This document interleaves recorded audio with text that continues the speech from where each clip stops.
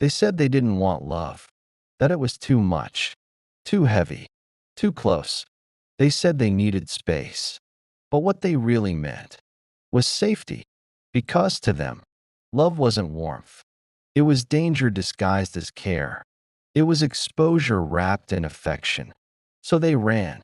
They always run. Until one day, the silence they created starts speaking back.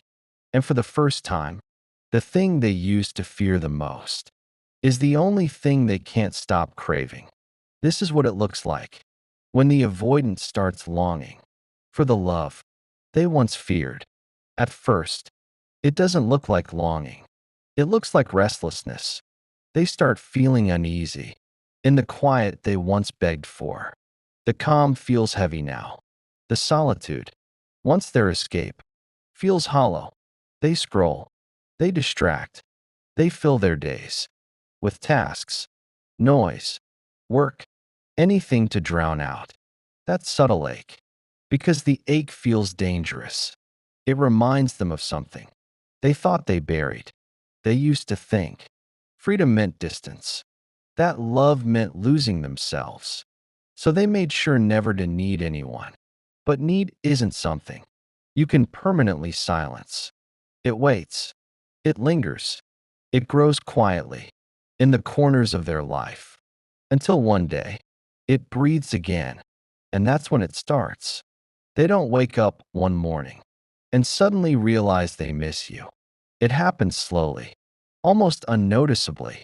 They remember your voice, the softness in it, the way you said their name, without expectation. They remember your laughter, not what you said, but the warmth it carried. They remember how you saw them, without needing them to explain. And for a moment, they feel something shift. Not regret, not guilt, just a flicker of tenderness, a warmth that shouldn't still be there. So they push it away. They tell themselves, it's nostalgia, it's the past, it's nothing. But it isn't nothing. It's their heart beginning to thaw. They might not call it love, but that's what it is. The first quiet stirring of everything they fought to suppress. They think about you when they see something small, a song, a scent, a phrase you once said, and instead of the usual numbness, something else comes up, something closer to ache.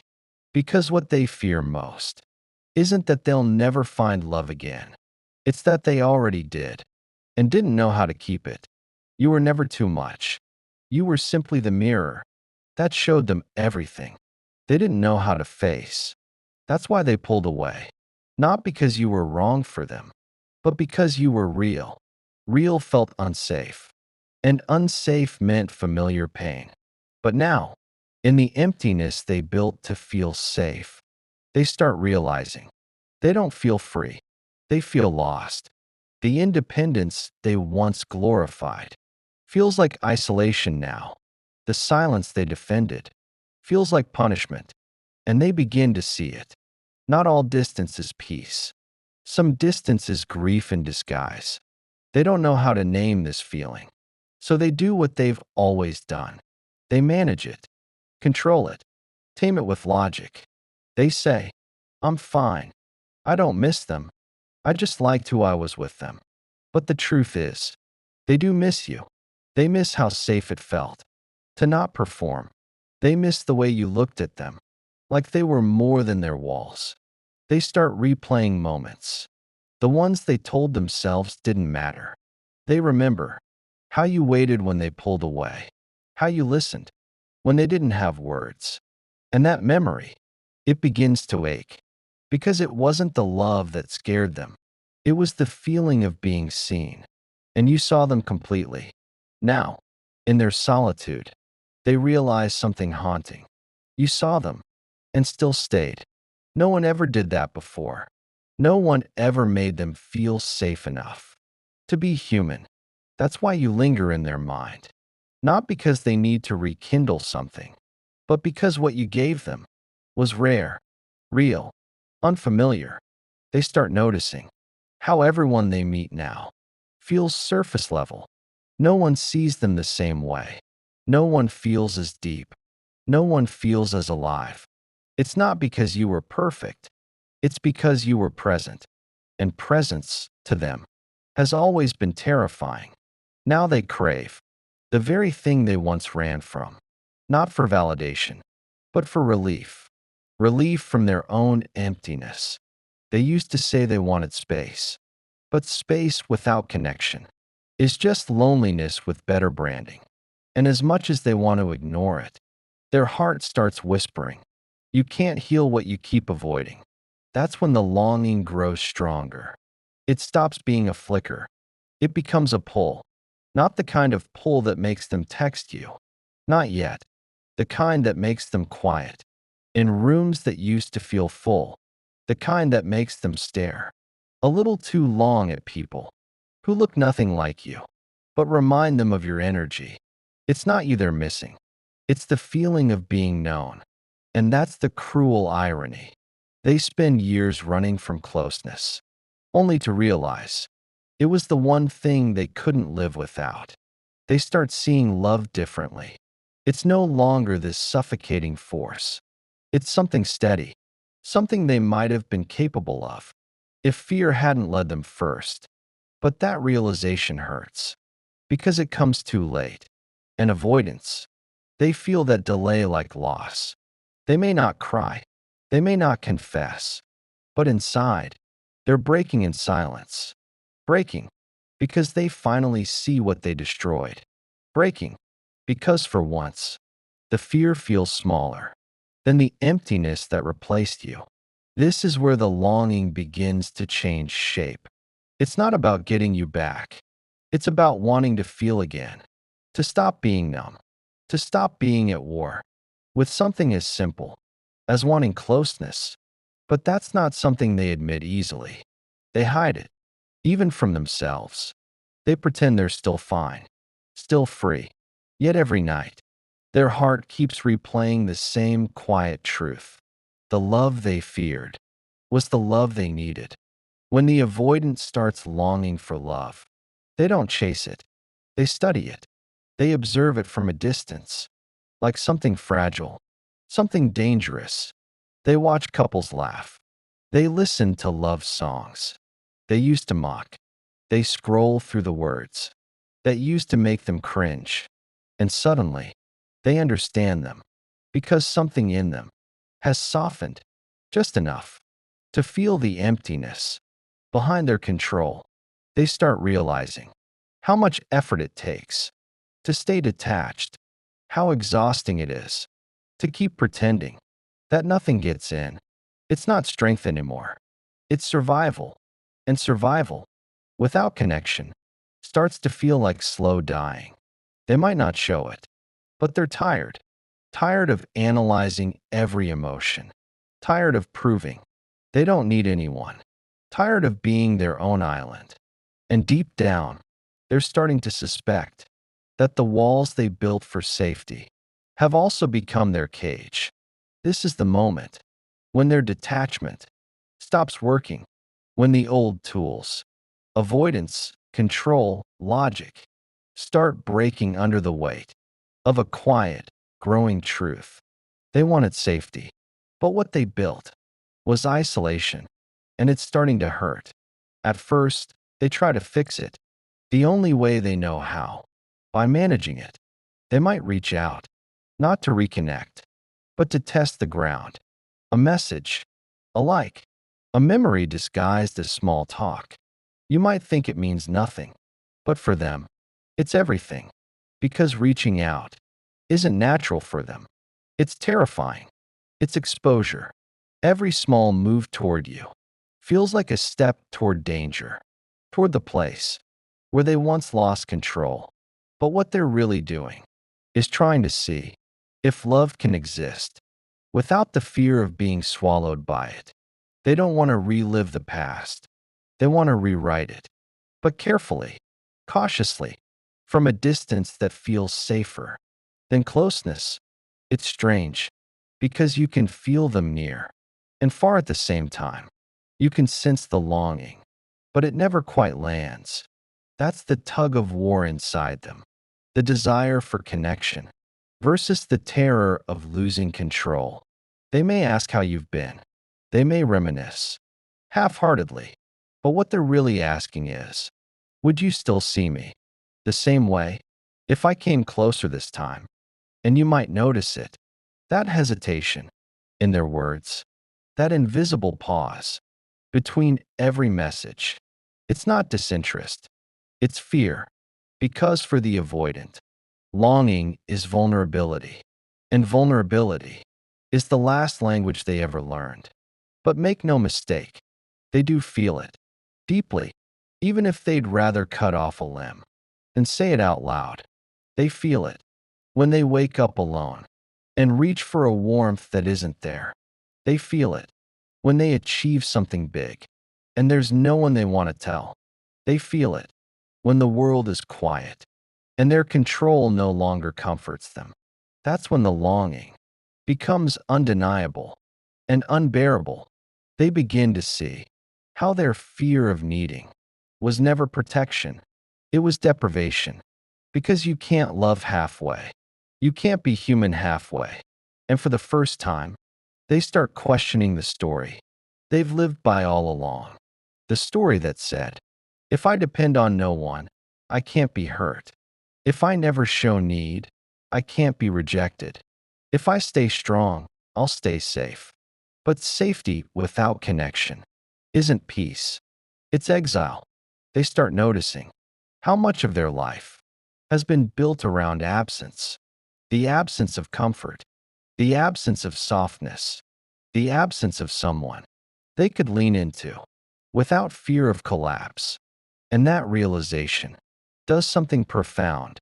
It breaks the illusion of control, because what they thought was power was actually protection, and what they thought was protection was actually loneliness. They start to remember moments where you reached for them and they turned away, moments where you tried to hold them and they stiffened, moments where you said, I'm not going anywhere, and they didn't believe you. Now those memories don't feel like victories, they feel like losses. They start to see that every time they ran, they weren't protecting themselves, they were abandoning themselves. They were running from the very love that could have taught them how to breathe differently. And when that truth hits, it's devastating, because avoidants don't like regret. Regret feels like helplessness, and helplessness is the emotion they fear most. So instead of letting it hurt, they intellectualize it. They say, it wasn't meant to be. They deserve better. I'm just not built for love. But even those words don't land the same anymore, because somewhere deep down, they know it wasn't about being unfit for love. It was about being unprepared for it. And now, as they sit with their own silence, they start wondering, could I learn how to stay? If someone gave me the chance again? It's not about chasing you. It's about facing themselves. Because every wall they built wasn't just to keep others out.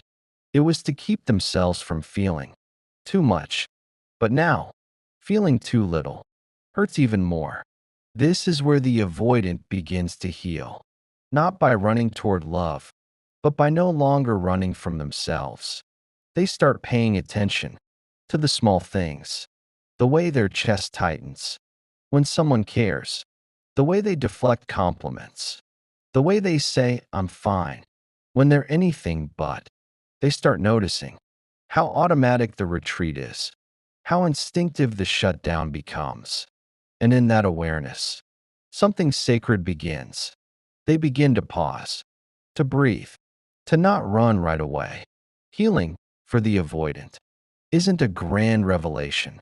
It's the slow, quiet practice of staying when they want to disappear, staying when emotions rise, staying when love feels overwhelming. Because that's what love really demands.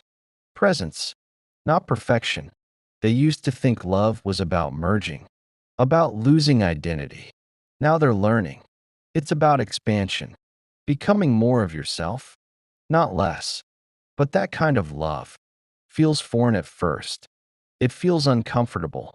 It feels like a language they should already know, but somehow forgot. So they stumble. They pull back. They reopen. They pull back again. It's not because they don't care. It's because care feels unsafe. But slowly, the longing reshapes them. It melts their edges. It humbles them. Because now they know. Connection isn't weakness. It's the courage to stay seen, even when every nerve wants to hide. And when they finally admit that, not to you, but to themselves, it changes everything. They may never say the words, but the truth is simple. The love they ran from was the only thing that could have ever made them feel whole.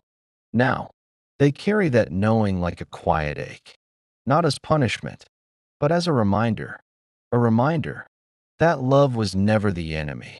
Fear was. And the moment they begin to face that fear, even just a little, they start to become the kind of person who can finally stay.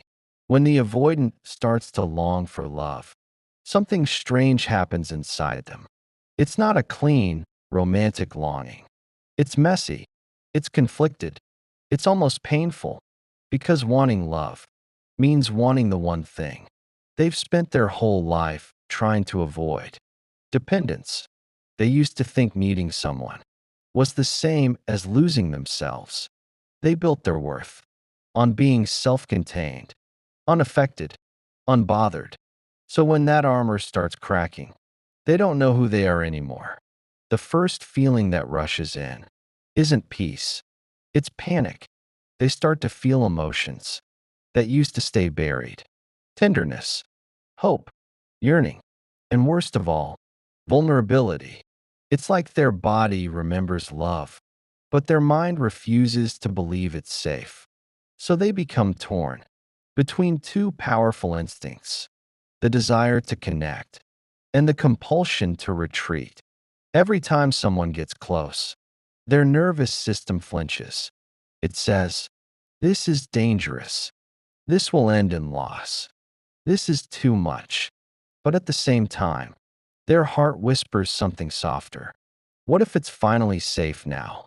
What if love could actually stay? And that internal war is exhausting. You'll see it in the way they oscillate. One day they're warm, the next they're distant. One day they open up, the next they disappear. They don't mean to confuse you. They're just trying to protect themselves from the very thing they now want. Because love, to them, has always been associated with pain, not because of you, but because, in their story, closeness once meant danger.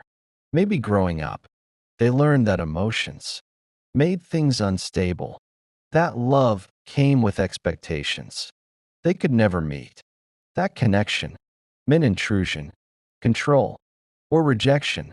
So they survived by shrinking their needs and overvaluing independence. It worked for a while until it didn't, because the cost of never needing anyone is loneliness, and the cost of staying in control is emotional starvation. So when they start to feel again, it's like tasting water. After years in a desert, they're thirsty, but they don't trust the source. They'll inch toward it, sip carefully, and then pull back, scared of drowning. They might text you, then disappear for a week. They might confess something deep, then immediately change the subject. They might look at you with a softness that says everything, and then act like it never happened. That's the avoidant trying to unlearn their oldest survival mechanism. They're not playing games. They're reprogramming a lifetime of defense. Because to them, love still equals exposure, and exposure still equals danger. But here's the shift: they're no longer satisfied with avoidance. It used to feel like strength. Now it feels like emptiness. They start realizing that all their control has kept them safe, but not alive. And the longing that's growing inside them isn't just for you, it's for themselves, for the version of them who could love freely, who could stay, who could let softness exist without shame. They begin to crave that version, to wonder if it's still possible. But healing the avoidant heart isn't about rushing in. It's about creating safety where there was once threat. They won't heal by being overwhelmed with love. They'll heal by learning they can hold it without being consumed by it. So when they long for love again, it's not a chase, it's a tremor, a quiet ache that says, I'm ready to try again. But please be gentle. They may not say those words, but that's what their silence means. That's what their hesitation holds. They're testing reality, trying to see if love this time is different from the kind that hurt them. And when you don't push, when you let them come to you slowly, you become a safe mirror, a mirror that doesn't distort, doesn't demand, doesn't disappear. That's when something begins to shift. Because for the avoidant, healing never starts with logic. It starts with safety. Safety in your tone, safety in your patience, safety in the way you don't take their withdrawal personally. They start noticing that they can breathe around you. That love doesn't always have to mean loss. That closeness doesn't have to suffocate. And that realization is terrifying because it exposes what they've missed. They start to feel sadness, grief, for all the connections they pushed away, for all the chances they never took, for all the love they left unfinished. It's a quiet heartbreak, the kind that doesn't scream, but lingers in every thought. You might notice them pause more often, get quieter, reflective. It's not detachment, it's mourning. They're realizing how much of their life was built on protecting their wounds instead of healing them. That's when the longing deepens. It becomes spiritual. They start longing, not just for love, but for peace, for presence, for safety within themselves. Because the truth is, the avoidant never really feared love. They feared losing control. They feared the chaos of emotion. They feared not being enough for the love they actually wanted.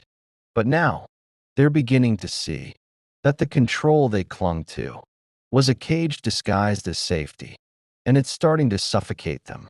So they begin the slow process of undoing the armor, not all at once, but moment by moment. They let someone hold eye contact a little longer. They admit they miss someone. They reach out without a reason, tiny gestures, but monumental steps. Because for the avoidant, intimacy isn't measured in grand confessions. It's measured in their ability to stay present in moments that used to make them run. And when they do, when they stay just a second longer than they used to, that's not weakness. That's transformation. It's their nervous system learning a new language, the language of safety, the language of love. But they won't get it right away. They'll still pull back, still misinterpret love as pressure, still mistake peace for boredom sometimes. Healing isn't linear for them. It's circular. It loops back until the lesson finally lands. But this time, the difference is awareness. Now, when they retreat, they know they're retreating. They can name it. They can see the pattern. And once you can see your patterns, you can't unsee them. That's how change begins. Because the avoidant's deepest longing was never really for someone else. It was for the safety, to be fully themselves, in the presence of someone who stays. That's the love they once feared. And now, it's the only love that could ever feel real. So when you see them softening, don't rush it. Don't demand clarity. Just stay steady. Because you're not witnessing weakness. You're witnessing resurrection.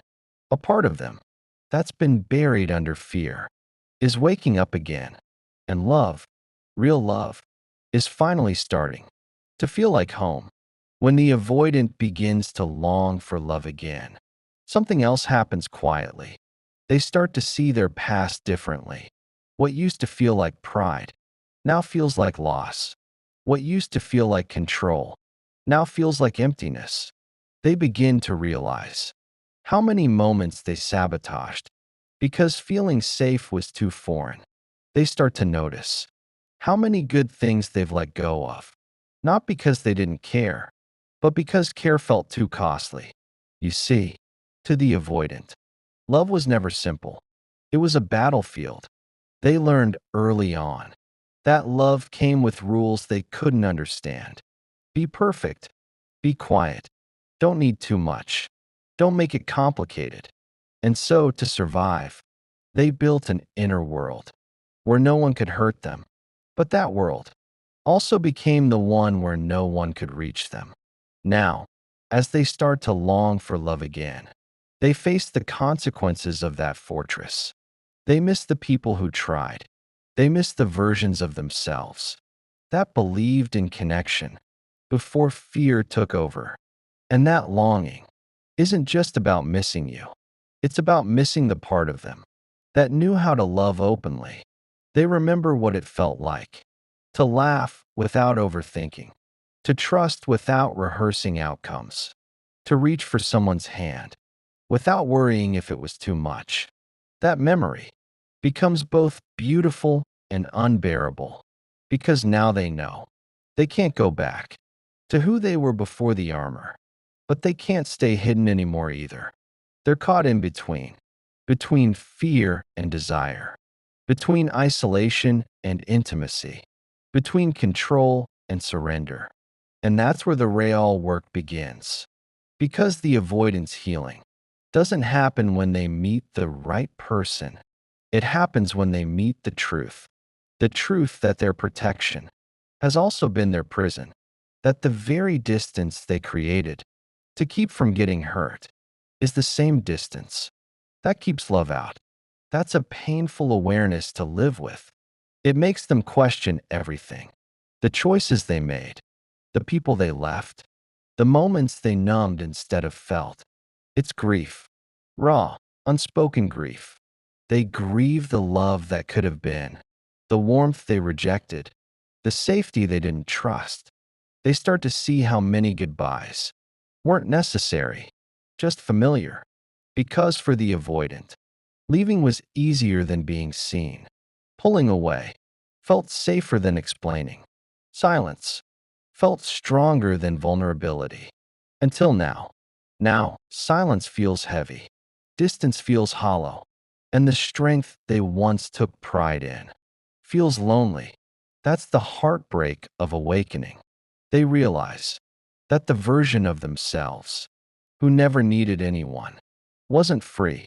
They were just numb. And now that the numbness is wearing off, everything starts to ache. They ache for understanding. They ache for softness. They ache for the love they told themselves they didn't need. And when that ache grows too strong, they'll think about you. Not because you're the fix, but because you were the proof. Proof that love could be patient. Proof that connection could exist without control. Proof that being known doesn't have to mean being trapped.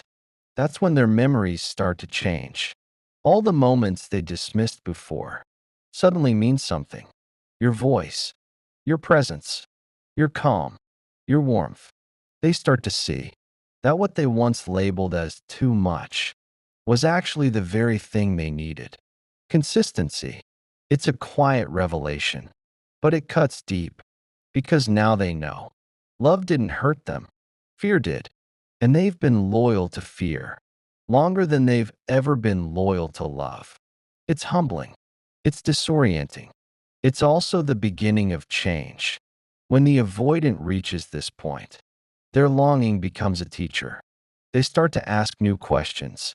What if connection isn't weakness? What if needing someone doesn't mean losing yourself? What if love could exist without control? And little by little, those questions start to rewire their nervous system. Because the avoidant doesn't heal through romantic gestures. They heal through consistent safety. They heal when they learn that being close doesn't automatically lead to chaos. They heal when they can feel emotions without needing to run from them. And they heal when they realize that love can coexist with independence. That's the lesson their soul's been waiting for. But this isn't a fairy tale moment. It's not cinematic. It's subtle. It happens in the small, human moments. When they resist the urge to pull away. When they speak instead of shutting down. When they let someone stay, even when it scares them. That's love for the avoidant. 1,000 quiet acts of courage. Because love for them has never been about romance. It's been about regulation, about learning that the nervous system can finally rest in connection. So when they start longing for love, it's not about chasing excitement. It's about craving peace. They don't want to feel high anymore. They want to feel home. And that shift is the most powerful one they'll ever make. But make no mistake, it still terrifies them because peace feels suspicious. To someone who's always survived chaos, they'll second guess it. They'll try to sabotage it. They'll tell themselves it's boring, even when it's exactly what they've always needed. That's the nervous system trying to find comfort in the familiar discomfort of instability. But if they keep choosing peace, if they keep choosing to stay, their body begins to remember what safety feels like. And once you remember that, you can't unknow it. The avoidant begins to soften, to trust moments of quiet, to feel their emotions without drowning in them. They might not say it out loud, but you'll see it.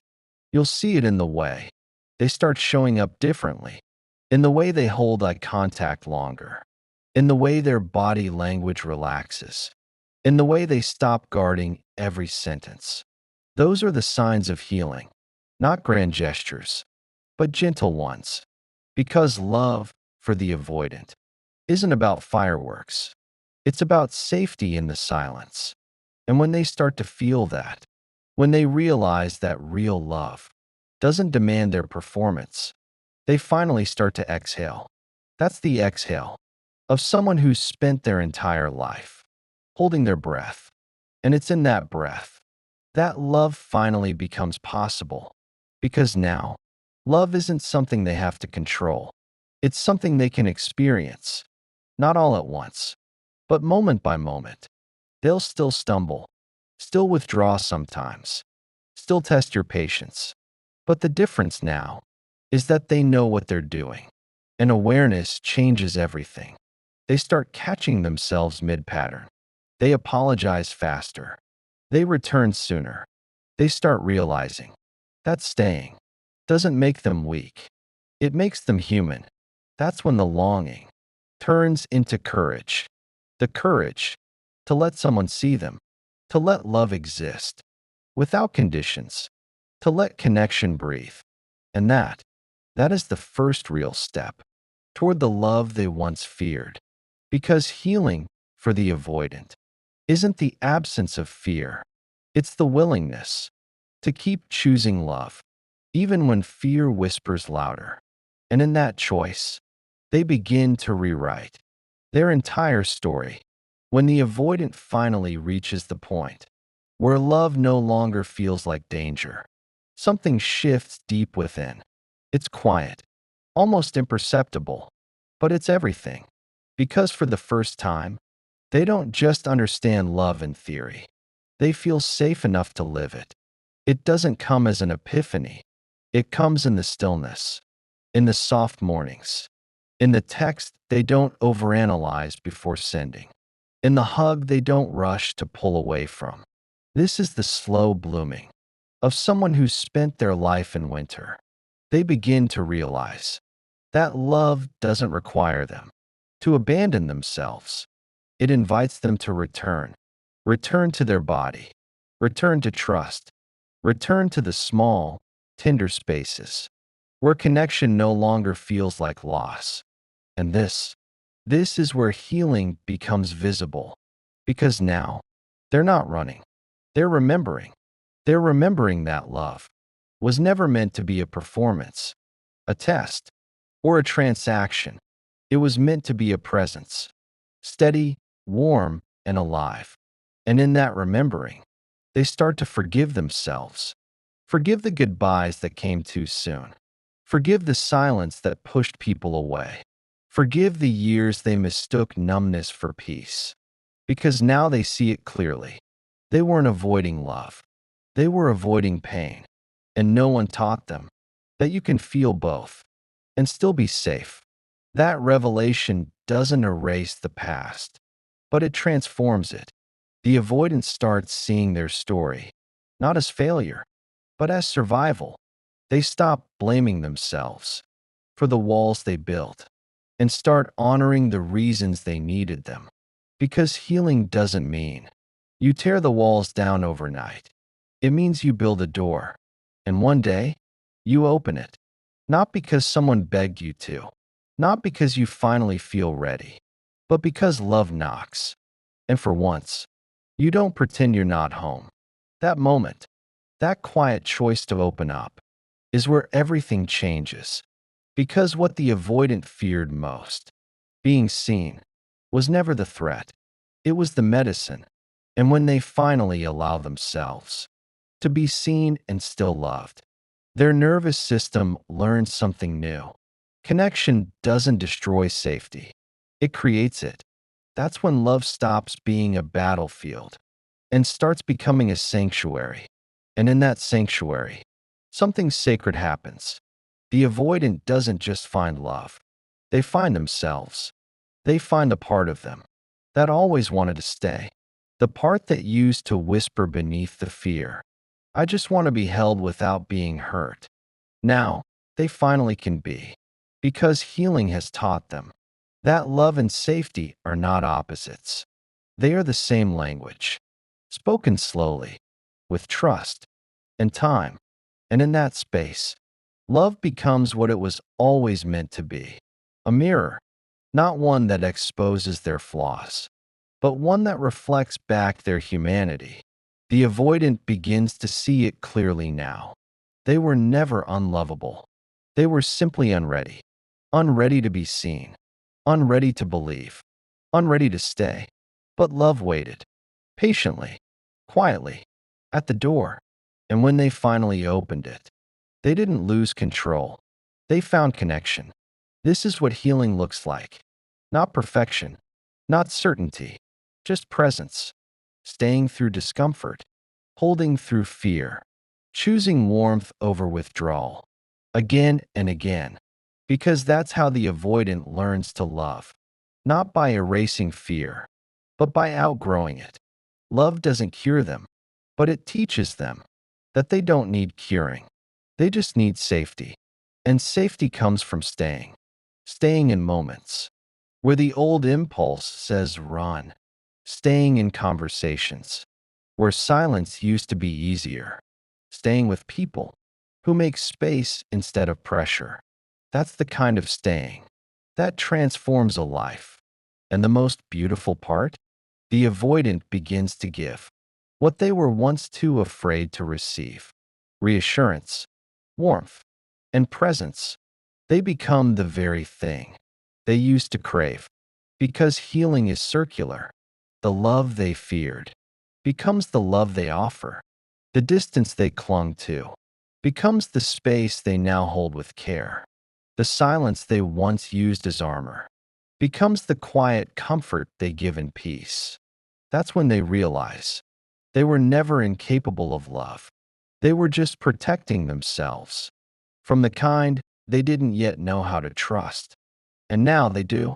So if you ever wonder whether the avoidant can truly change, look for the softness, not in their words, but in their eyes, in their posture, in the way they breathe, when they let themselves be close. That's love. That's healing. That's the courage to stay. Because the real transformation isn't when they say, I love you. It's when they say, I'm here, and I'm not leaving. And that is everything they once feared, and everything they've always needed. So if you've loved someone avoidant, or if you are someone avoidant, remember this: your longing doesn't mean you're weak. It means you're waking up. It means your heart is remembering what it was made for. Connection. And no matter how long it takes, or how many times you pull away, that longing will lead you home. Because deep down, you were never running from love. You were running toward safety. You just didn't know. They could be the same thing. Now you do. And that changes everything. Maybe that's what healing really is. Not becoming fearless, but finally learning that love can hold your fear too.